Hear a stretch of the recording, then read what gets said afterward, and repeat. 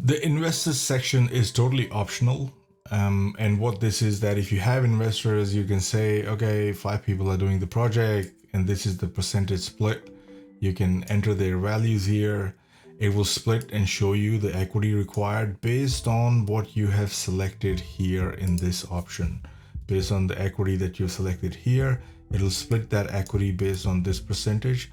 And based on the return that will be left over for them based on their equity holding, based on the percentage of shares they hold, you'll be able to see their profit and loss share here. Now, add interest on equity. What this means is that this is related to your total equity section right here, and which basically means that this is related to distribution. You see that distribution? If I turn that off, then there won't be any interest calculated on the equity that they put in.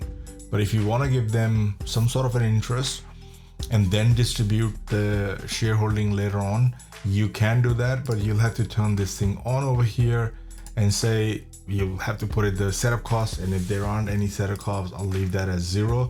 And then you'll say, okay, investors also get 10% on their money, and then whatever is left over is distributed to the developer and so on.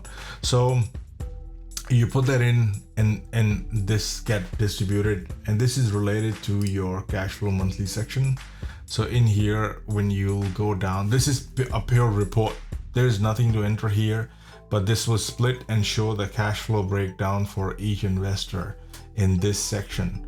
And just like I was saying, if you say interest on equity, it'll just show you that if you selected to give them interest on their money, then that interest will show up here. And if you say add the interest on equity, then the return on equity is calculated on the interest that they got on their money, as well as the profit sharing at the end of it as well. So that is your investor section here.